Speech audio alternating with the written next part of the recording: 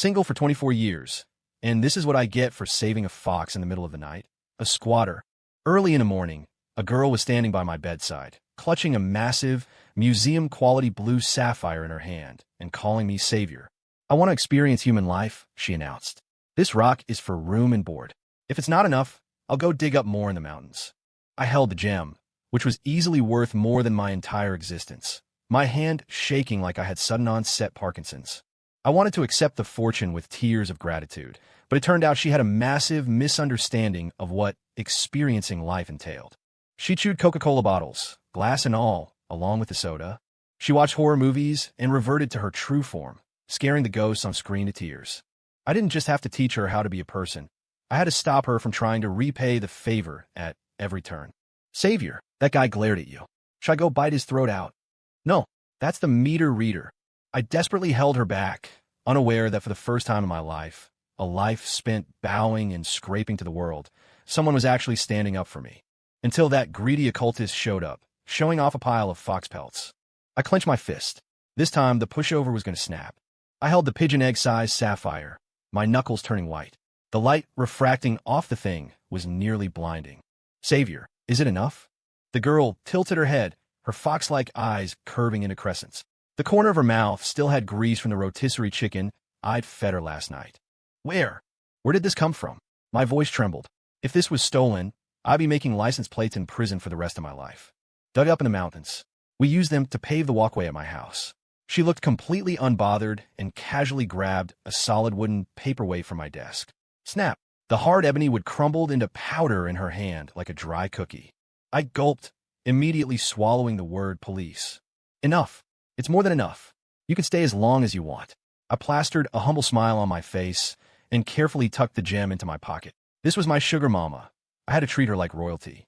"I'm Laide." She seemed satisfied with my attitude and swaggered over to the fridge. That black, bubbling water.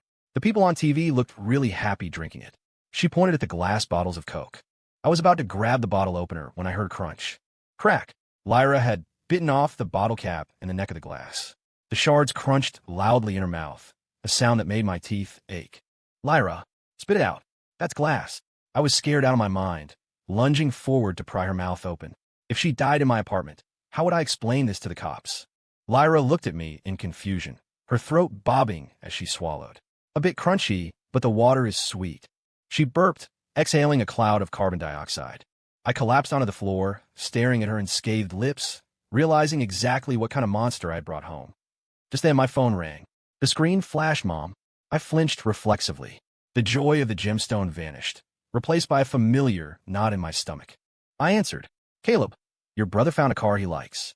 He's $5,000 short on the down payment. Send it over now." No pleasantries, no "how are you," not even asking if I was alive. I was a premature baby, sickly my whole life.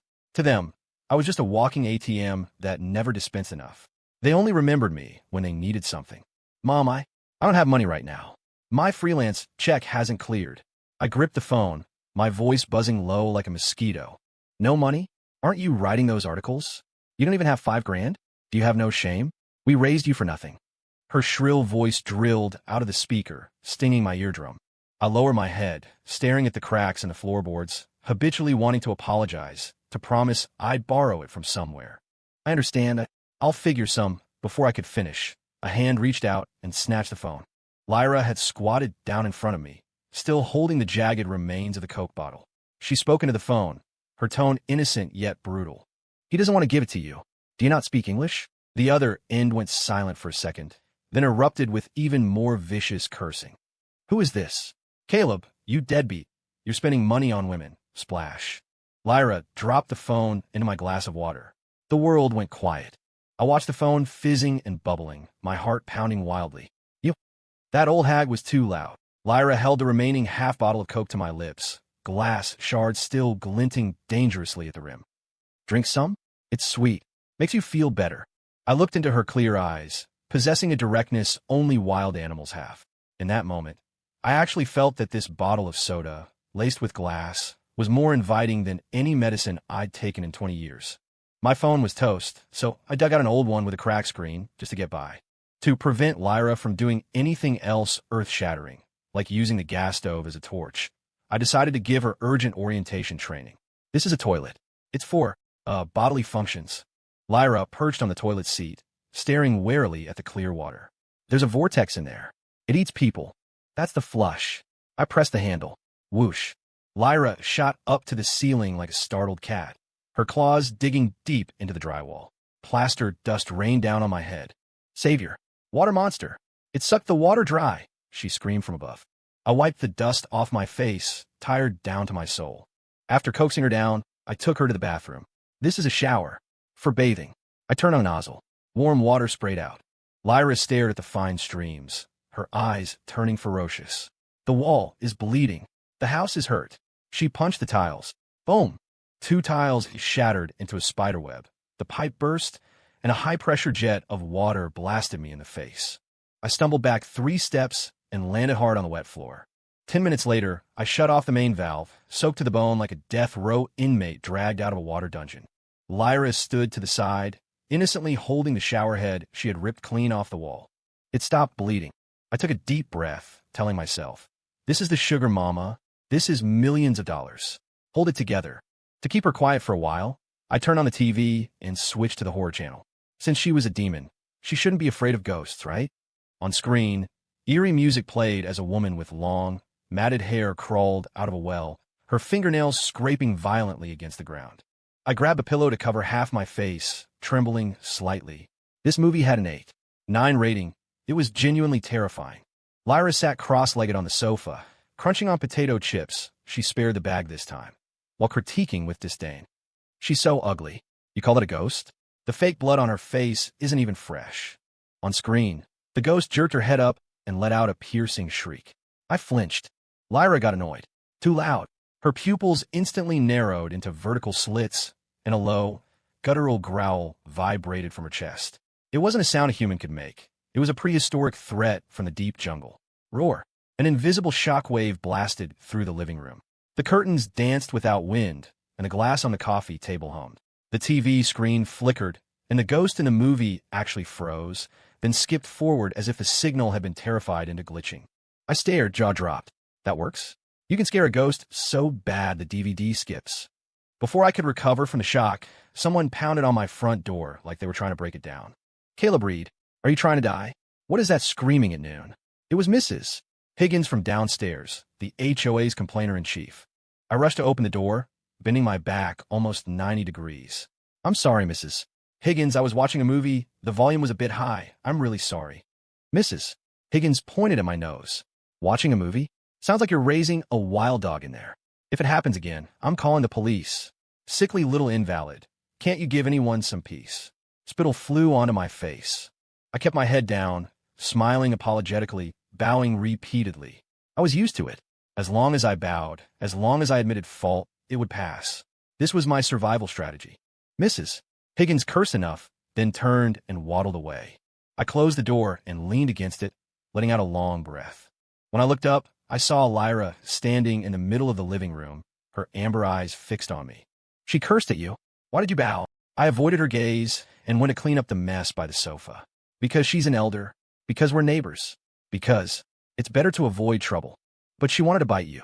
Lyra walked over and grabbed my wrist. Her hand was hot, so hot I shivered. In the mountains, if anyone dares to bark at me, I bite their neck off. I pulled my hand back and gave a bitter laugh. Lyra, this is human society. You can't bite people. Biting people sends you to jail. My phone buzzed. It was an old friend, Dave. Caleb, need to borrow $200 for an emergency. Pay you back next week. He still hadn't paid back the 100 from last month. But as I looked at the text, my fingers were already typing. Okay, transferring it now. Even though I just got yelled at by my family and my neighbor, I was still terrified of refusing. If I didn't lend it, would he be mad? Would he tell everyone I was cheap? Then I really wouldn't have any friends left. Just as I was about to enter my payment password, a hand shot out and hit the video call button. Then Lyra shouted at the phone. He's full of sickness. He's dying. He doesn't have money to buy you a coffin. Get lost. After roaring, she hung up and blocked him. I stood there stunned. Then a wave of irrational anger rushed to my head. It was the first time I yelled at her. What are you doing?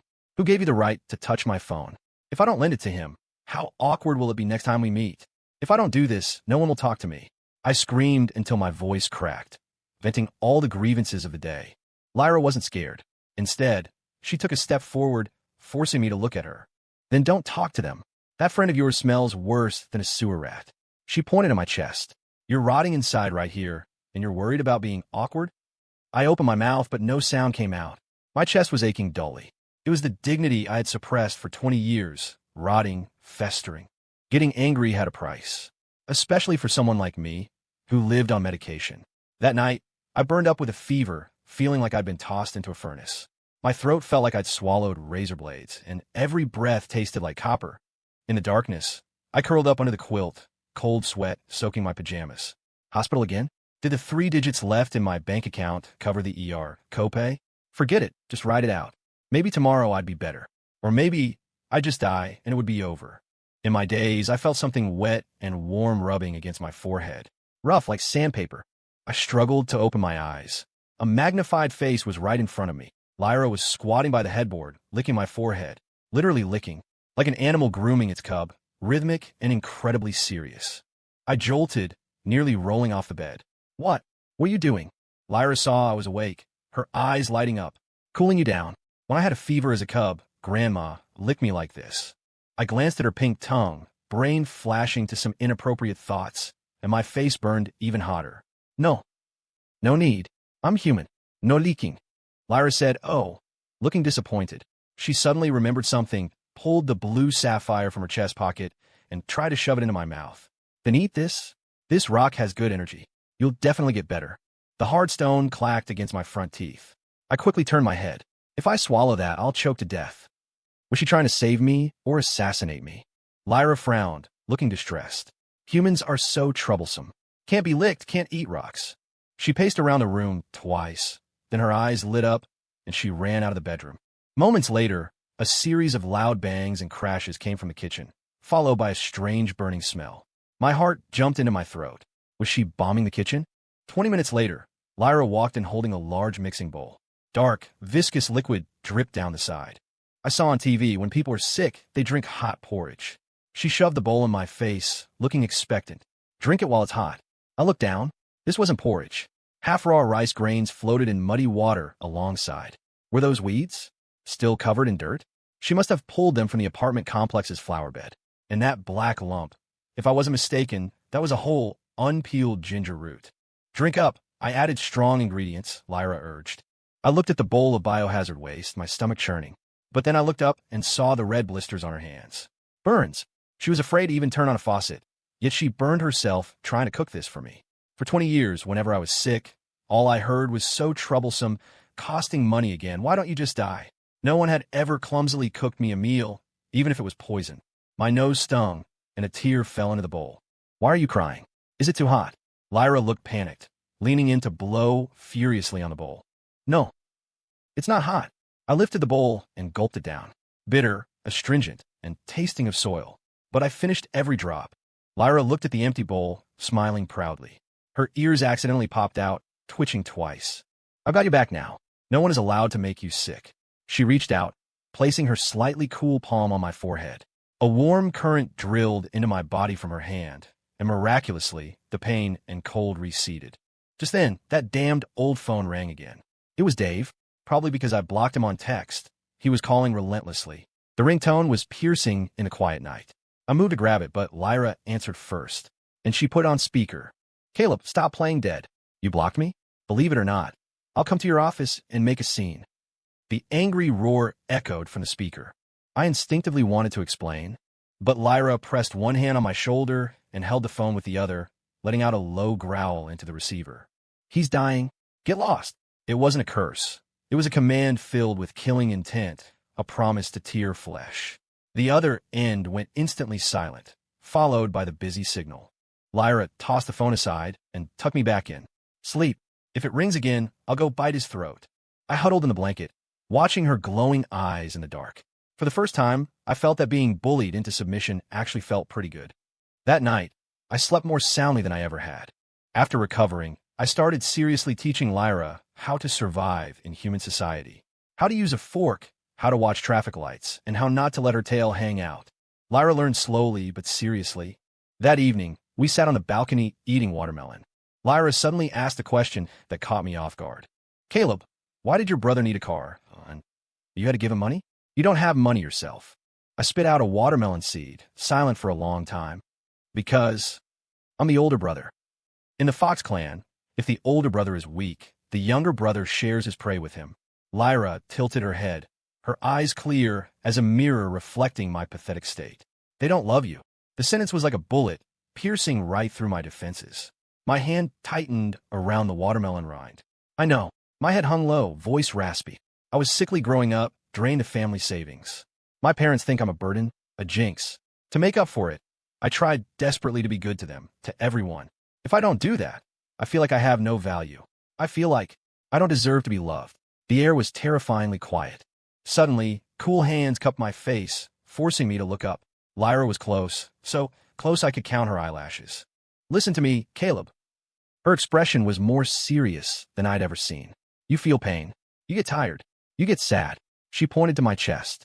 If it hurts you, you bite back. Whoever makes you unhappy, you make them more unhappy. I don't understand your human twisty rules. But I know, if you don't even love yourself, no one will love you. You are my savior. I won't allow you to treat yourself like garbage. In that moment, I felt something shatter inside me. It was the shell of the people-pleaser, cracked open by this ignorant monster. Light flooded in. Right in the middle of this tender moment, the doorbell rang like a death knell. Schilling, urgent. I stiffened. Only one person knocked like that. I opened the door. Sure enough, there stood my brother, Connor. He was wearing designer clothes, hair slicked back with oil. He looked at me in my pajamas, looking sickly, and his eyes flashed with disgust. Bro, what took so long? Hiding someone? He pushed past me, strutting into the apartment like he owned it. Mom said you got money.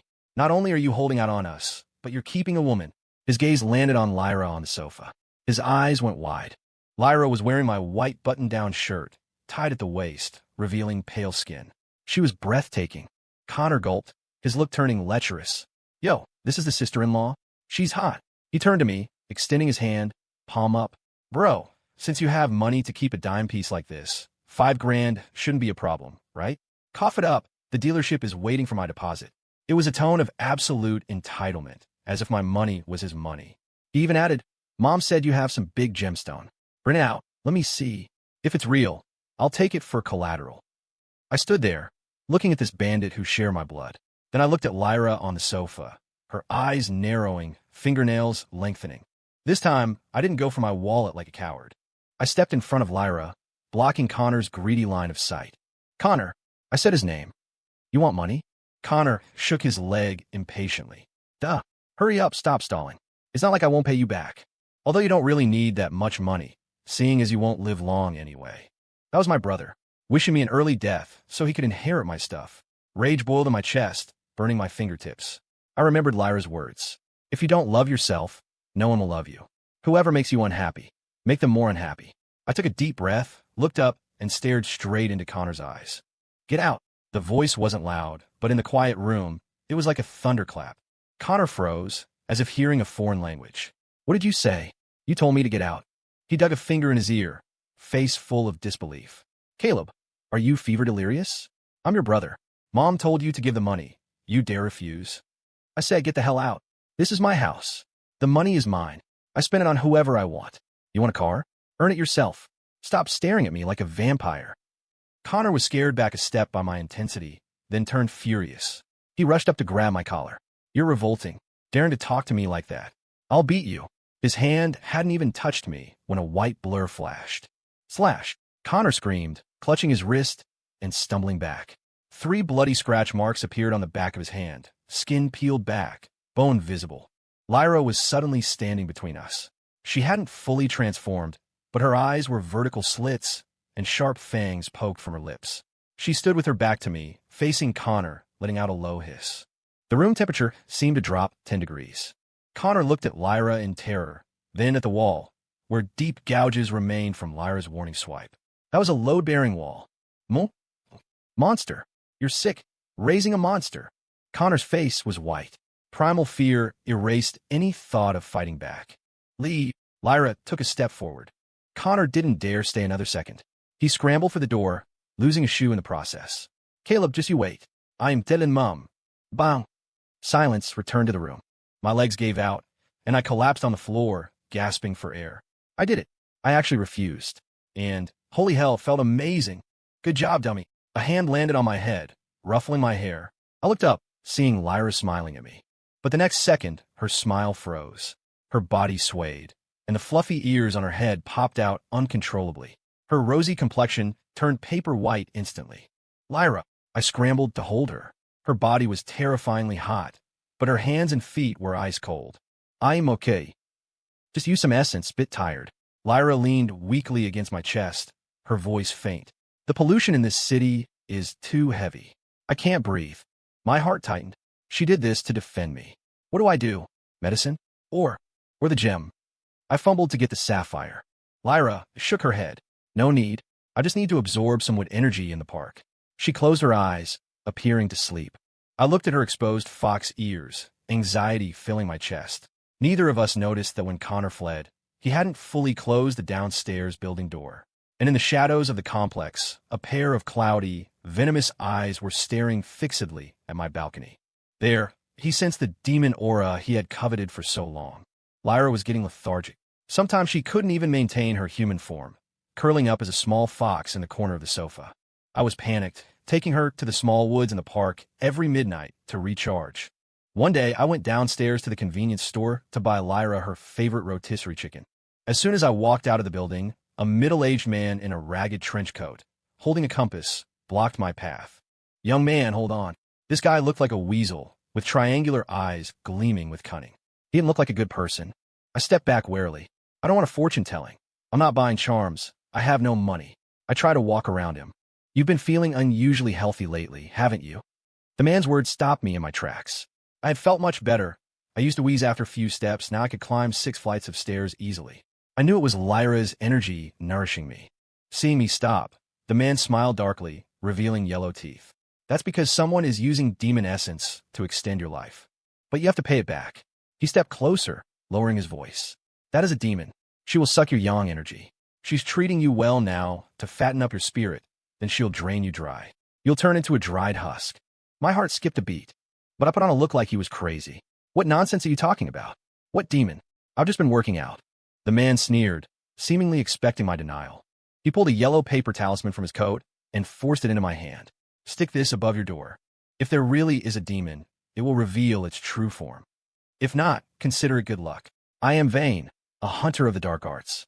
I cleanse evil for free. He gave me a meaningful look and walked away.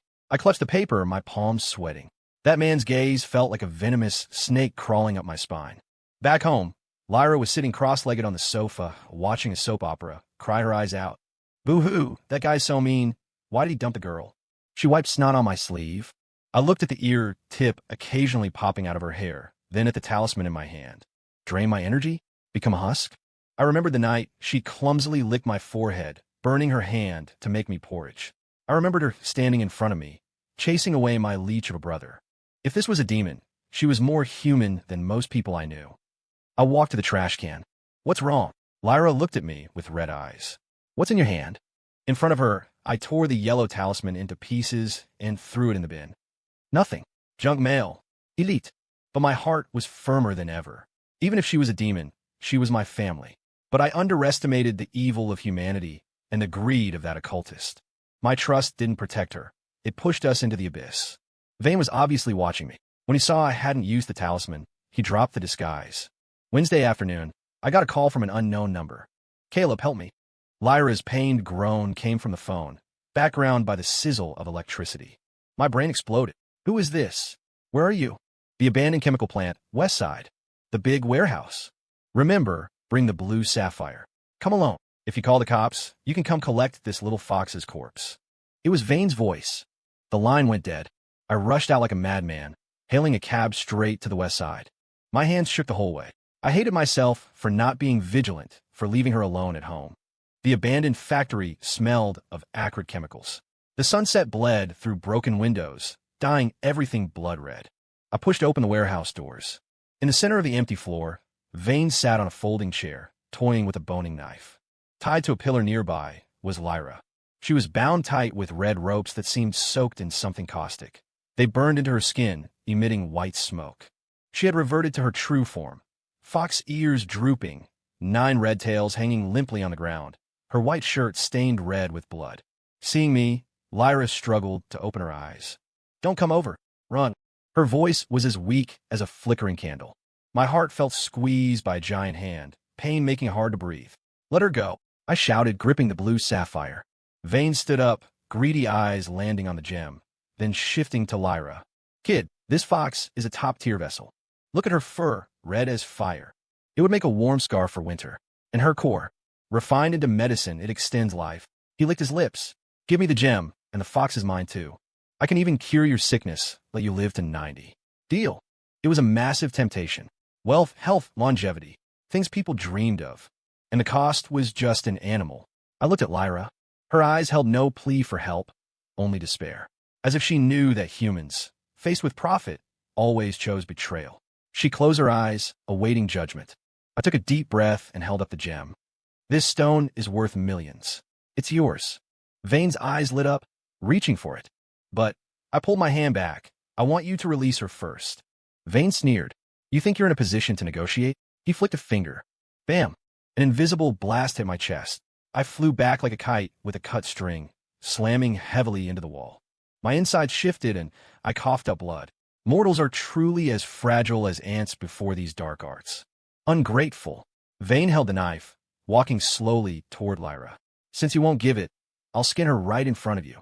Show you what happens when you refuse a toast, only to drink a forfeit. Vane didn't strike immediately. He seemed to enjoy the torture, preferring to break a person's mind first. He kicked a burlap sack nearby. Speed. Several complete pelts rolled out. Red, white, gray. All fox skins. Some still had dried blood on them. Empty eye sockets accusing the living. See? This is what happens to the disobedient ones. Vane stepped on a red pelt, grinding his heel. This one, maybe your aunt? Or sister. Same litter, tastes about the same. Lyra let out a piercing scream, a heart-rending wail. She struggled desperately, the red ropes cutting deeper, blood running down the pillar. I'll kill you. I'll kill you, she sobbed, the light in her eyes shattering. I lay on the ground, stomach churning at the sight of the skins. Those weren't just furs, they were lives. This Vane wasn't human. He was a demon in human skin. Anger overrode fear, blood rushing to my head. I wanted to rush him, but I didn't have the strength to stand. I couldn't win a fight. Absolutely not. This was reality, not a comic book. There was no sudden power-up. I had to outsmart him. I had to make him stop. My brain spun, rejecting 1,000 ideas.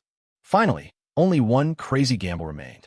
Just as Vane raised the boning knife to Lyra's neck. Wait, I shouted, using all my strength to prop myself up. Vane paused, looking back at me with amusement. What? Changed your mind? I wiped the blood from my mouth, forcing a smile that was uglier than crying. I put on an air of mystery, even straightening my messy collar. Master Vane, you just want the best medicine, right? I pointed at Lyra. This fox just transformed. Her spirit is unstable. Killing her now is a waste. A reckless waste of heaven's gifts. Vane frowned. Though he was evil, he followed the old rules. He checked the time, clearly hesitating. How do you know this? He had me suspiciously. You have 0 spiritual energy. You're a muggle. I'm normal, yes. I sneered, betting my life on this acting performance. But my family, we have practitioners. I'm technically a secular disciple, handling worldly affairs for my sect. I was raising this fox with my senior brother. You dare touch his property? Do you want to die? Vane was paranoid by nature. Hearing this, the knife in his hand wavered. He feared peers stronger than him, and feared hidden sects even more. You have a senior brother? He narrowed his eyes. Why didn't you call him earlier? Because I follow the path of dust. I can't easily invoke karma. I lied smoother by the second, sitting up straight. That was a test for me. But now you want to kill and ruin the material. I have to break the rules. I pulled out my phone, palms sweating so much I almost dropped it. Wait right there. I'm calling for backup. Vane didn't move. He was observing. If I showed one crack, that knife would fly into my throat. Right in front of him, I dialed a number. To make sure he heard, I didn't use speakerphone, but turned the volume up slightly. Hey, senior brother. I made my voice lazy, arrogant. Yeah, ran into trouble. Some blind occultist want to steal your fox. Want to skin it. At the old chemical plant. A deep male voice came from the phone. Confirm your location? My heart pounded. That was the 911 dispatcher. I had dialed emergency services. Yeah, sent the pin. Bring the heavy gear, guy's a bit tricky. Bring more people. Bring the thunder array tools. Please stay on the... I immediately hung up. I sneered at Vane. Wait for it. 10 minutes. I'll give you 10 minutes. Vane sat back in his chair, wiping his knife. If you're bluffing, I'll skin you first, then the fox. Those 10 minutes were the longest of my life. Every second was a dance on a knife's edge. Lyra was still bleeding, her breathing shallow. She looked at me, eyes full of confusion. She didn't understand where this senior brother came from. I couldn't explain. I just gave her a trust me look. Sweat rolled down my temples, dripping into the dust. Vane stared at me constantly, the suffocating feeling of being locked on by a predator. 7 minutes. 8 minutes. 9 minutes. Vane stood up. Time's up. Looks like you lied. He raised a knife, killing intent exploding. I closed my eyes, counting silently. 3, 2, 1. Whoop, whoop, whoop. The piercing wail of sirens cut through the sky like the voice of God. Outside the factory, red and blue lights flashed frantically, turning the dim warehouse into a disco. A bullhorn boomed, deafeningly loud. Listen up in there. You are surrounded. Drop your weapons. Hands on your head. Vane's face went ghastly white. Your senior brother. Worked for the government. He thought it was some paranormal bureau or black ops. Boom! The rusty iron doors were breached. A SWAT team in full tactical gear swarmed in behind ballistic shields. Dozens of black rifle barrels pointed straight at Vane. Freeze! Police! Vane was dumbfounded. He had some minor magic to beat up civilians, but he couldn't stop bullets. Facing 30 automatic rifles, even a god would be turned into Swiss cheese. I instantly gained my courage, pointing at Vane and shouting with vengeful glee. Officers! That's him! Smuggling and killing endangered animals. The pelts on the floor are evidence. He also kidnapped and blackmailed. That knife is the weapon. The police saw the fox pelts and their eyes sharpened. Then they saw Lyra tied to the pillar, covered in blood in their eyes, a girl in cosplay, gear being tortured by a pervert. The captain waved his hand. Take him. Vane tried to resist, muttering, by the order of the heavens. ZZZZT. A taser prong hit him in the chest. Vane convulsed, foaming at the mouth, flopping like a dead fish. 2 officers tackled him, grinding his face into the dirt. Click. Handcuffs locked. Stay down. What are you mumbling? Illegal possession of weapons, poaching endangered species, kidnapping. You're going away for a long time. With his face pressed in the dust, Vane shouted in disbelief. This is against the rules. A duel of arts cannot involve the police. You have no honor. I struggled to crawl over to him. Despite the pain, I gave him the biggest middle finger of my life. Times have changed, wizard. It's called the rule of law. Also, go memorize the Wildlife Protection Act. I rushed to the pillar. An officer helped me untie Lyra. I immediately took off my jacket and draped it over her head, hiding the ears that hadn't retracted in her tail. Lyra collapsed into my arms, shaking violently, and wailed. It's okay, it's okay. I held her tight, tears streaming down my face. We survived. By the time I finished my statement, it was deep into the night. Regarding Lyra's identity, I fudged it with cosplay enthusiast and mute from shock. Since I was the victim, the police didn't press too hard. They just hated that pervert Vane. When they raided Vane's lair, they found more animal products and evidence of fraud. Even without the kidnapping charge, just the pelts were enough to put him away forever. I carried Lyra out of the station on my back. She was light as a feather. Caleb, your back is warm, she whispered. I felt warm liquid dripping onto my neck. What's wrong? Do the wounds hurt? My hands are disappearing. Startled, I put her down. Under the street lamp, I saw her palms turning transparent, flickering between human hands and furry paws. Unstable. What's happening? That Taoist array damaged my core essence. And I was terrified. Lyra forced a smile. I'm a newly formed demon. My mind isn't stable. The shock, plus the lack of spiritual energy in the city. I can't hold my human form. I'm going to regress into a beast, lose my memory, and become a normal fox. I froze, struck by lightning. Is there no other way? Eat the gem. I pulled out the sapphire. Lyra shook her head. Useless. I have to go back to the deep mountains, hibernate, and cultivate. Maybe 10 years, maybe 50, before I can regain sentience. That meant we were parting ways. A long, possibly permanent goodbye. We didn't sleep that night. The next day I called in sick. We went to KFC, and she ate an entire family bucket, bones left on the plate this time. We went to the amusement park. She wore a beanie, but I could feel the ears twitching happily underneath. She laughed on the carousel. I watched her and cried. Happy times are always short. At dusk, I drove my rental car to the foot of the mountain where I first met her. The mountain wind was strong and cool. Lyra stood at the edge of the woods and took off her hat. Her beautiful red fox ears trembled in the wind. Her body was already glowing, a sign of imminent transformation. Caleb, she called my name. Yeah, I held back tears, not daring to look at her. Give me your hand. I extended my hand. She placed the blue sapphire, the one she never spent, the one that traveled through a kidnapping and came back, into my palm. You can't give back this time. Use it to cure your illness, eat good food, buy a big house. Her hand was becoming translucent. I'm gone. You have to remember to bite back. If anyone bullies you, smash them with money. I gripped the gem, still warm from her touch. Will you? Come back. Lyra stepped back. The red glow intensified, her silhouette stretching and shrinking within the light. The light scattered. A purely red, incredibly beautiful little fox stood there. It had amber eyes, agile and cunning. The little fox opened its mouth, speaking human word for the last time. I won't come looking for a dummy who can't take care of himself. When you're healthy, and as fierce as you were when you cursed out that Taoist, I'll come check on you. With that, she turned and ran into the forest. Ran a few steps, looked back. Ran a few more, looked back again. Until the red figure disappeared into the vast sea of trees. I stood there, screaming at the mountain, I will. I'll live well. I'll wait for you. The echo rang in the valley, lingering for a long time. 6 months later, my health improved drastically. Maybe that weed porridge really was a miracle cure, or maybe the energy Lyra left behind was still protecting me. I sold the gem, bought a small but cozy condo, and banked the rest. I cut off contact with my family, blocking all the vampire relatives. I heard my brother got chased by loan sharks for gambling debts, but that had nothing to do with me anymore. I started working out, traveling, living like a normal person. I took a small chip from the sapphire and made a necklace, wearing it against my chest, right where my heart beat. It was my amulet. It was a rainy night. I was sitting by the window, finishing a manuscript, thunder rolling outside. Suddenly, a frantic scratching sound came from the glass. Scritch, scritch. I whipped my head around, heart pounding. On the windowsill, there was a muddy, red paw print.